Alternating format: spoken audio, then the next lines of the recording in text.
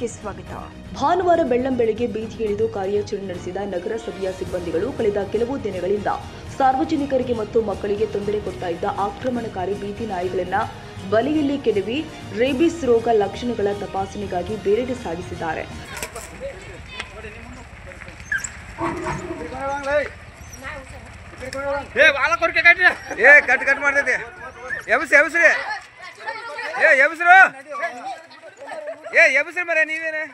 ಶುಕ್ರವಾರ scent Michael convent high school ಹತ್ತಿರ ಬೀದಿ ನಾಯಿಗಳು 5 ಮಕ್ಕಳ ಮೇಲೆ ಎರಗಿ ಗಾಯಗೊಳಿಸಿದ್ವು.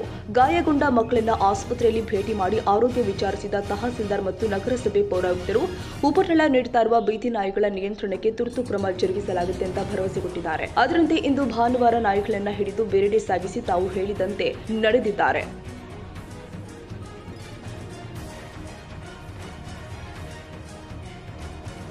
ತಾಜಾ ಸುದ್ದಿಗಾಗಿ ಎಂಟಿವಿ ನ್ಯೂಸ್ 24/7ಗೆ ಸಬ್ಸ್ಕ್ರೈಬ್ ಮಾಡಿ ಮತ್ತು ಬೆಲ್ ಐಕಾನ್ ಅನ್ನು ಒತ್ತಿ. ತಪ್ಪದೇ ಲಿಂಕ್ ಶೇರ್ ಮಾಡಿ.